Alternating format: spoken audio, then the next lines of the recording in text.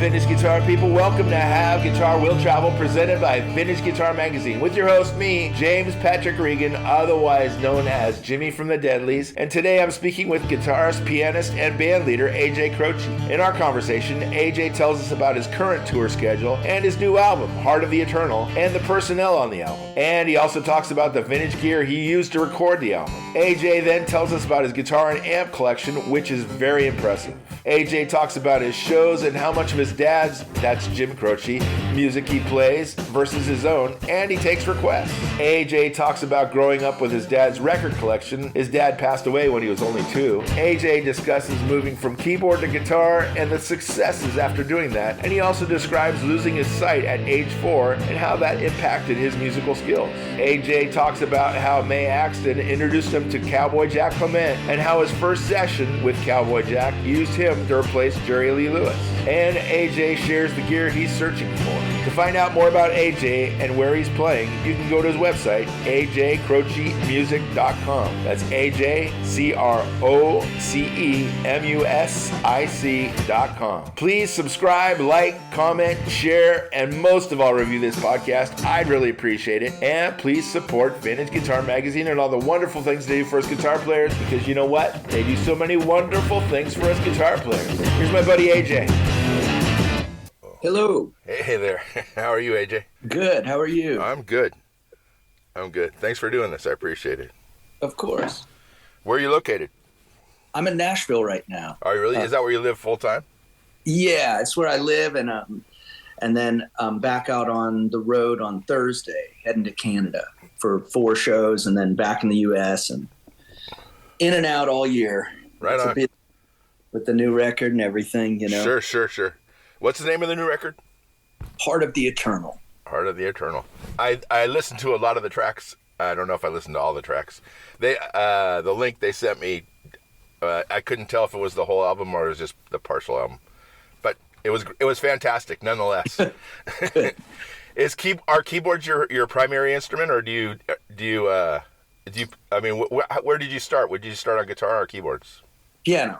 Yeah, piano is my first instrument, and the one I'm strongest on. But I've been playing guitar for a long time, and so I'm playing a lot of the lead on this album, as well as rhythm and all the keys, piano, organ, Moog, Mellotron. Sure.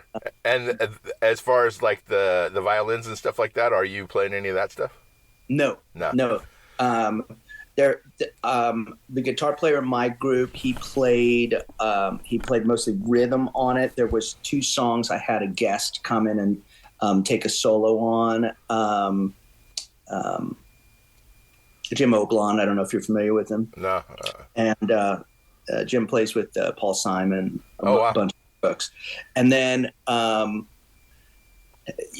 woman named Aubrey came in, played violin, and some of it's layered, and some of it is me playing a mellotron and her playing the. All right. The part. Yeah. Yeah. The mellotron is just timeless. Like when you hear that. Yeah. Great. Yeah. It's great, and it was fun. It was a really fun project working with Shooter, and playing with obviously it was definitely I'm playing more guitar on this record than I've ever played before, acoustic, electric, and it's all vintage. It's all vintage, so right up your alley. Yeah, tell me about it. Tell me what about the guitars. I used my main guitar. My main electric is a 1967 ES 330. Oh wow! It's a quirky guitar in that pickups are from 64, the necks from 63, but you know how Gibson was at that point. Sure. And actually a 57 reissue Murphy Lab Les Paul. The gold top? Yeah. And then 60s Jazz Master. And a 1955. My main acoustics are 1955 Southern Jumbo Gibson. Sure. Yeah. And 1966 Martin D18. Wow. And then I play through I don't use pedals. I just play through a deluxe, a 60s deluxe reverb. Right on. And a champ. Oh, wow. And so the champ is my distortion.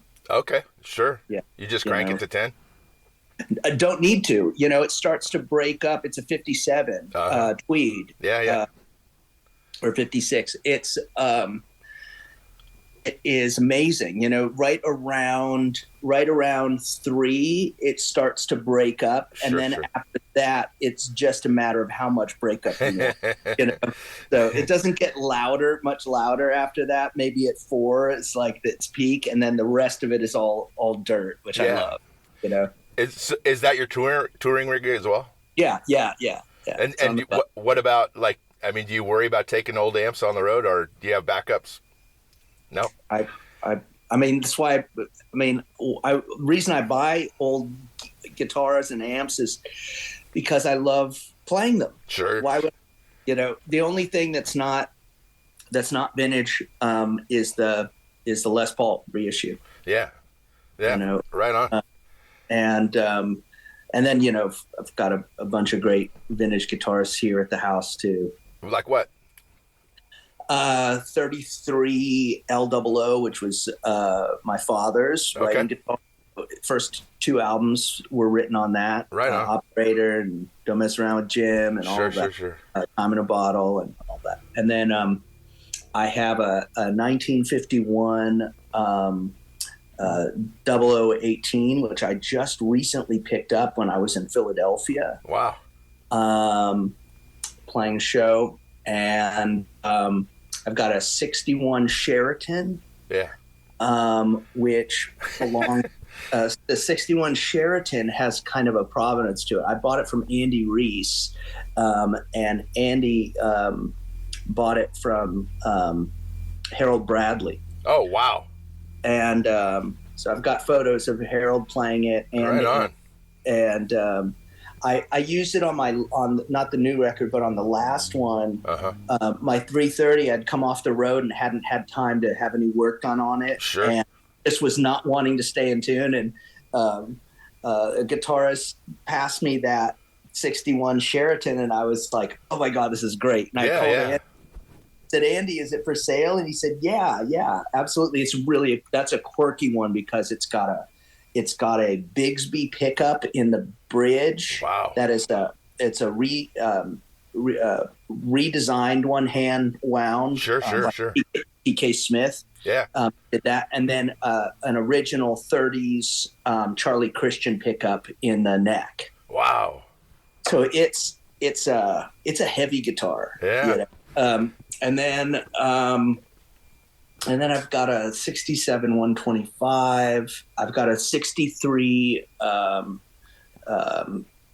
Gretsch Country Gentleman. Wow. That one also has interesting provenance. I bought that from a friend of mine, and it was it had been with the E Street Band, and then he bought it, and then I bought it, and it's mint condition. I don't take this. The only vintage piece of equipment besides the Gibson LOO that I don't take on the road. Okay. It's in mint condition, and I would hate to be the one that makes the first mark on that guitar. Yeah. I can understand that. And that's why I generally like to get player ready vintage. Player grade. Yeah, I love it. I want the headstock already broken. I want it's also the only way I can afford those great old guitars. Sure. But you mentioned getting things repaired. Where do you go when you get things repaired? I have, there's a couple people. Spencer Connell here in Nashville is really wonderful. He's done neck resets, refretting. Wow. He has great vintage wire. He's worked on my electrics and acoustics. I've also taken it to Greg at Gruen. Sure. Stuff there sometimes. Someone over at Carter's that I've taken stuff to, but Spencer's my go-to. He's my regular guy. And then also, fortunately, James Pennebaker, who plays with me, and he plays guitar and fiddle with me. Okay. So on those violin songs, he's playing that stuff. Oh, right on. He's really handy and has been working on guitars and instruments of his own for 50 years or more. So he's really handy with it, and he can look inside the guitar and see what's going on, and he's been really helpful. Yeah. This current tour that you're doing, you're playing your dad's tunes, is that correct? Or some of your dad's tunes? I'll play some, yeah. This is not Croce Plays Croce. Oh, okay. Croce Plays Croce we did for 3 years. We're taking a break this year. Although we are playing 4 of those shows in Canada, just because we never did that. Yeah. We never played in Canada. Otherwise, it's not unlike Croce Plays Croce. It's just kind of turned on its head. Yeah. With Croce Plays Croce, it was 70% my dad's stuff and 30% mine, and like covers that connected us. Yeah. And now it's like probably 70% mine and covers that connect us, and 30% his. Yeah. It can vary on any given evening, but I have 11 albums of my own to cover. Exactly. and there's only 3 of his, so it makes it a little bit easier. Plus, I take requests every night. Oh, do you really? Yeah. Oh my God, that's opening a can of worms. Oh, I love it. We've had, obviously people are requesting my stuff, my dad's stuff, but then I get tons of great stuff. The other night, someone wanted a Sly and the Family Stone song, which we played, and we nailed it. I was so happy. To be fair, I mean, your own music is pretty, it has a lot of rhythm to it. Yeah, certainly influenced by a lot by soul music, but then had a request for Faces song. Wow. And we did. I had a request for Mose Allison song, which we played. Had a request for I'm trying to think of, there was some good. Nobody requests like Gordon Lightfoot or James Taylor or anything like that. I don't know why they would, but if they did, just because it's of your dad's era. Oh, yeah, but I mean, so are the Faces. Yeah, that's true. So Sly and the Fair Family enough. I think they're hearing what I'm doing, and they want to hear what it would sound like for me to play. Yeah. Whatever it is, they're hearing the show, and it's such a great rock and roll band. I mean, Gary Malaber on drums, who from the Moondance, and Steve Miller Band, and Joe Walsh and Frampton, and then David Berard, who plays bass with me. These guys have been with me for a decade. Wow. David was with Dr. John for almost 40 years, and wow. had B.B. King. So we connected. We kind of crossed through, met through Dr. John, but I had been out on the road with the Neville Brothers, and he was out with them right before me. Okay. And then I was label mate of Etta James, and got to play with her a bit. Wow. When I was young, and for that matter, I had been on tour with Rod Stewart Santana and Jeff Beck. Wow. So I think a lot of people knew me from those shows. You know. So they didn't think of Jim Croce. I didn't play any of my dad's stuff back then. Yeah. I think they just thought of me as being this, young, kind of rootsy piano player. Sure. Was Brian Ray in the band when you were playing with Etta? I don't recall him being in the band. Okay. Might have been. This would have. I sat in with her at the Mount Hood Jazz Festival. Okay. Got to play Jimmy Reed songs with her. Oh my God. which was awesome because. That record, Etta James Rocks the House, 1964. Yeah. That LP was really a huge influence on me as a teenager. Yeah. Being 15 years old, I knew all of those songs inside. Wow. And you didn't have the opportunity really to grow up with your dad. Was music a big thing in your house? Oh yeah. First of all, there was my father's record collection, which was really cool. And I had that until I was 15. It burned in a fire, but I replaced it and expanded upon it greatly. Um, and and then my father was like, he recorded everything he was doing. If he was writing a song, if he was hanging out with friends that were particularly funny or witty, he didn't want to miss something in case there was a good story in it. Yeah. So I had about 200 tapes, both reel-to-reels and cassettes. Wow. Of my father hanging out, talking to friends, playing music, writing songs. Yeah. So I got to know him like that, Right on. So I was really fortunate. He never felt like he was gone in a way. Yeah, Music was on the radio, still is. It was. And I was always happy to work behind the scenes as a publisher, to make sure that his legacy was intact and that new generations heard his music. And it wasn't until a few years ago that I, ever played his music. Yeah. Yeah. It certainly made me a much stronger guitar player. Yeah, of course. Yeah. And so when you were playing with those other bands, you were playing keyboards mostly? Mm-hmm. Yeah. Yeah. Yeah. Yeah. Yeah. It was about, it was funny, about a little over 20 years ago, 23 years ago, started playing guitar. And it was sort of initially out of having all of these options on the piano. And I saw all of these, thousands of chords, and, I wanted to simplify everything at that point. Sure, of course. And so, knowing only 4 or 5 chords, on the guitar as a starting point,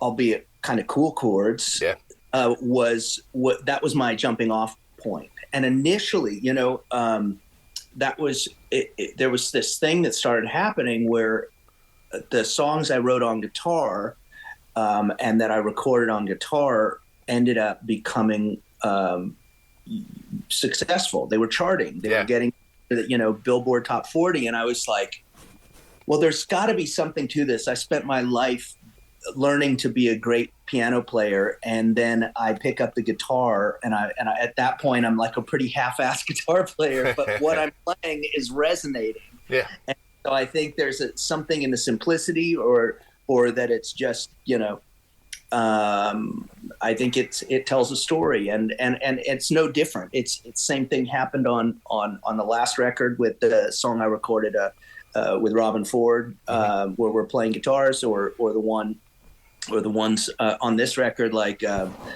Got a Feeling in Hey Margarita, where I'm playing, obviously playing the lead on it. Yeah. And those are the ones people are going to. So it's I can't explain it, but there must be something in the way I'm playing that people are digging. Oh yeah. Do you think that being a keyboardist, do you think that it gives you more insight into voicings, guitar chord voicings? I've kind of gone out of my way, at least the first 10, 15 years of playing, to remain ignorant. Uh-huh. I mean, obviously I wanted to learn more chords. I needed to. There was a matter of like, okay, what's that chord on the piano? And I go play it. But it wasn't until maybe 10 years ago that I started to really recognize a little bit of the keyboard on the fretboard. Mm-hmm. It's still not, it's kind of, it comes and goes, but like I long for the day. And I think I'm a few years away where I'll be able to see the keyboard on the fretboard and really take advantage of that. Yeah. But that kind of complicate things, so I've been thoughtful about the way that I master the instrument. Sure. And did you go to music school? No, I learned by ear because I was blind as a kid. Oh my God. So that's why, Ray Charles was my gateway drug. Sure. When I was a little kid, 4 years old, I lost my sight, and just gradually got it back partially in one eye. So, I can see you, but yeah. Do you know how you lost your sight? Yes, it was child abuse. Oh no. Yeah, it was violent. After my father passed away. My mother was with someone who was very abusive. Oh my God. And so I lost it for 6 years, and gradually got it back over that time, partially in this eye. Okay. And I was already playing. I was playing along to the radio. I was playing along to records, and it was just I heard it. I was listening to old blues, and I was listening to R&B and soul and rock and roll. And, Little Richard and Fats Domino, and the New Orleans guys were really influential. Alan Toussaint was a big influence. Yeah. Of course, I had the luxury of working with him as well, but it was unique. Yeah. And did you grow up in New York City, or where did you grow up? No, I grew up in San Diego. Oh, in San Diego. Okay. Yeah, I was born in Philadelphia, but I grew up in San Diego, and then when I was 17, I was 16, I started touring around a bit. At 15, I was in some bands, and 17, a woman named Mae Axton heard me play. She wrote Heartbreak Hotel. Sure. Is that related to Hoyt Axton? His mom. Yeah. So Mae heard me play and called up Cowboy Jack Clement and said, "You got to hire this kid." Oh my God.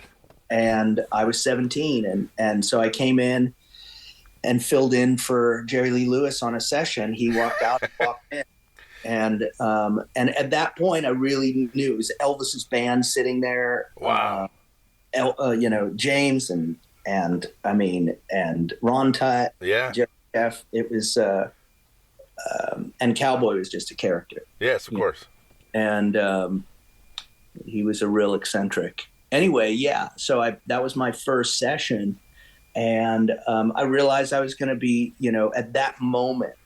What I was doing was not, say, contemporary. Mm-hmm. I was mining the past to create new. Yeah.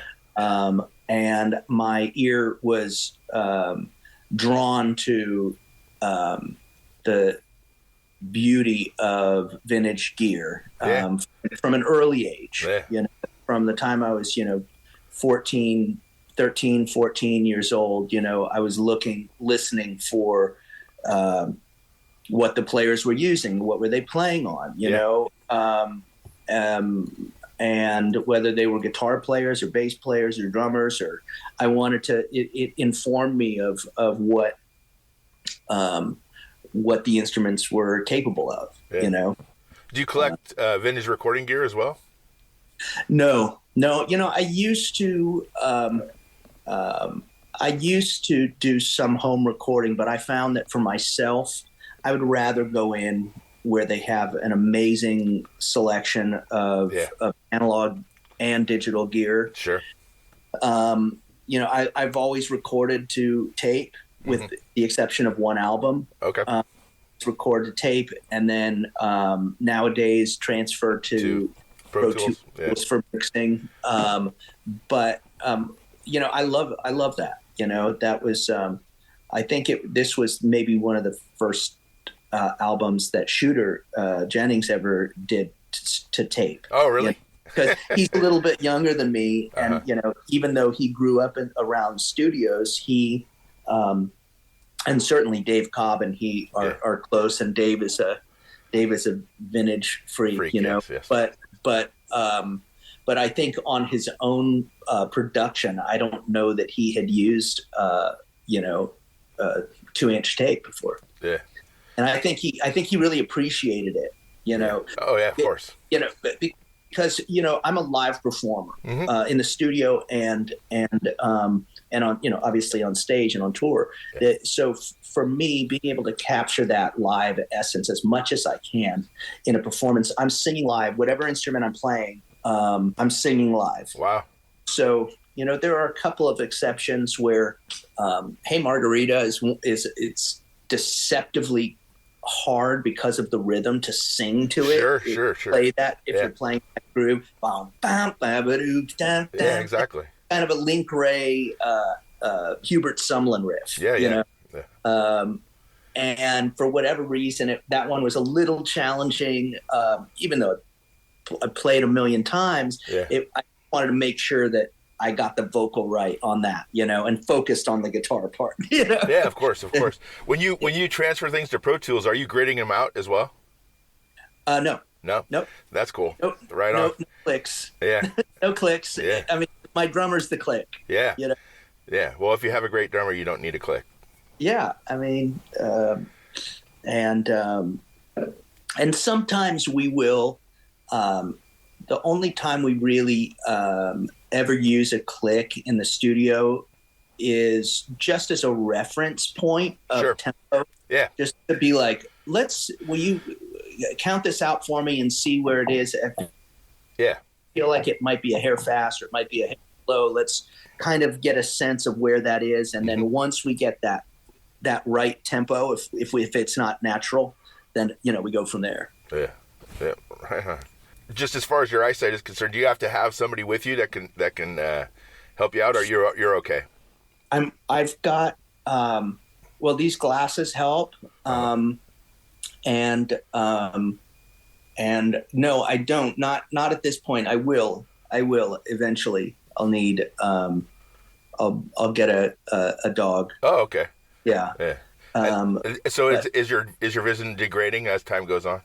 Yeah, it is. It is a bit. Yeah, and it's it was optic nerve damage. It wasn't something I can just fix with glasses, but there's some things with optics that they can do. Uh-huh. As far as the tint on these lenses, it creates a false sense of depth. Yep. And an actual sense of contrast. Sure. So it cuts out certain color frequencies and allows me to see what would look like maybe light sunglasses to someone else. To me, it just looks like clear. Yeah. So yeah, I mean, it's a, my vision was better for a number of years, but it's started to go downhill about a couple years ago. It started to get worse again. Sorry to hear about that. Do you think, with losing your vision, do you think that it's enhanced your other senses? Well, I think you pay attention to people's motives. Oh. Uh-oh. I think growing up in the periphery of celebrity and renown, it was I was never really drawn to sure. I wanted to be great at what I did. Yeah, exactly. That was my and it's a calling. I mean, if I didn't have the fan base that I have, if I didn't have the record deal or the publishing deal or any of that stuff, I'd still be playing. Yeah. I'd be playing at a hotel, or I'd be playing at a little club, or I'd be doing all of the above. This is a calling for me. Got it. And I'm not above anything. It's I love what I do. Yeah.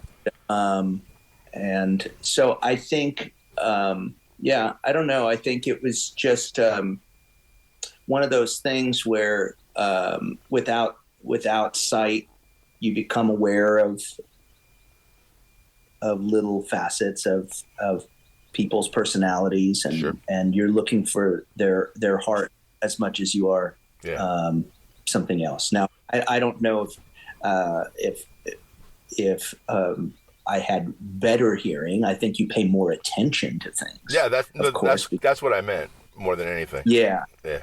Yeah. I think, yeah, absolutely. If you have roller skates on, you're going to pay attention to the crack in the road, right? Yeah. It's that simple. If there's an impediment, to making things easy, then you just pay a little more attention. Sure. Yeah. You mentioned your dad's 00 and the record collection. Do you have any more stuff of your dad's? Yeah, I've got his rhyming dictionary. Oh, right on. That's cool. Yeah. And and it's right in my music room. I also have his leather jacket, Oh, right. Oh. which I wear sometimes, and it just depending on the season. Yeah. Yeah. And then he made a travel bag that he kept all his strings and finger picks in, and he always traveled with like first it was a woolen sack recorder, and as I mentioned earlier, everything was recorded, and then later with early, those rectangular Sony recorder, and then he always had like something to splice the tape with, and all of that stuff was in a bag which he made. That was like a kind of a hobby of his, was making leather goods. Wow. And so so I've got that with all of the strings are still in it. Wow. And all of the gear, pencils, and nobody's approached you. No museum has approached you to donate that kind of stuff, or at least well, if the Hall of Fame ever inducts him, then I'll consider it. Oh, there you go. I'm not going to lend him anything until he's an actual. Yeah, that makes sense. That makes sense. So, how many are you doing? Like, is it a weekend warrior thing when you're out there? I mean, you're playing big venues, but are you just out in a bus the whole time? We're out in a bus. Yeah, we're the last 3.5 years has been that way. We used to do for many, many years. I started off in a bus and then traveled, in a van and trailer, and then back in a bus, and then it was just like fly-in dates for 15 years. Okay. And play a few shows. That was the weekend kind of thing, and now it's with 10 people traveling. It's just better to have, better to have a bus and trailer, and we bring all the gear that we need. Sure. And you don't get sick of being in the bunk. Yeah, well, I mean, sometimes it's close quarters. The last run we had was we were gone for about a month, so usually we try and keep it to 3 weeks if it's that point where everyone is happiest. Sure. After that, it's everyone gets on each other's nerves, even though we love each other. So it's just that close quarters. Yeah. Do you guys have the opportunity to like stay in a hotel or? Yeah, that's good. That helps. Mostly, yeah. Mostly, it's we split it overnight. This run will be overnight. This is not a long run. June will be a longer run. Okay. And the fall will be longer runs. Wow. Okay. So, there'll be smaller things in between, but that's just kind of the way it goes. Yeah, I understand. And are there guitars or amps out there that you're looking for? Oh, always. Oh my God. I'm looking for a great 60s 335. Okay. Early 60s. That's ideally. I mean, if I could, I would get one. One day I'll get one with the PAFs, but that's something that I don't have. Is a great 335. The Sheraton is close, but with the pickups that are in it, it doesn't sound like that. Yeah. If it had the original mini humbuckers, but I don't want to touch it. It's really cool. Yeah, of course. And then I've always wanted a Tricone National. Oh yeah.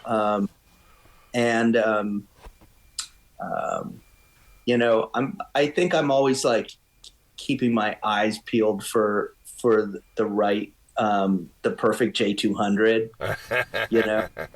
which, there's so few and far between. I actually, one of the best one I ever played was owned by Cowboy. Oh, really? But after that, the one that I liked, the most, honestly, was one of the new Gibson J200s, and I feel like I should have bought it. Yeah. It was at Gibson Garage, and I just picked it up because I was picking something up or dropping something off, and it sounded so good. Those Murphy Lab acoustics. I couldn't believe it. I played a Hummingbird that was amazing, and a J200, and I'm like, this is one of the best J200s I've ever played. And these things notoriously inconsistent. Yeah. You know? Yeah. I mean, I would love to find a great 50s Les Paul Jr. I would love to find a mid 50s 56 Les Paul. Sure. 55 or 56 with those pickups as wide, those P90s. There's always instruments and amps. The amp that I love that I have in my living room right now is a 64 Ampeg reverb rocket. Oh, okay. So I looked for 10 years to find the right one, and found it in Chicago when we were there. Right on. And it's amazing. It's got a 12-inch speaker. It's great. So yeah, I keep my eyes peeled for good old amps. I've always I would love to find a late 50s Magnatone. Yeah. There's some of those national solid bodies that would be fun to have one of those mess around with. Yeah. I don't know. I'm constantly keeping my eyes peeled. I've never had a Rickenbacker, and that would be great. I like the solid bodies a lot. And I've used them on records before, 12 strings. It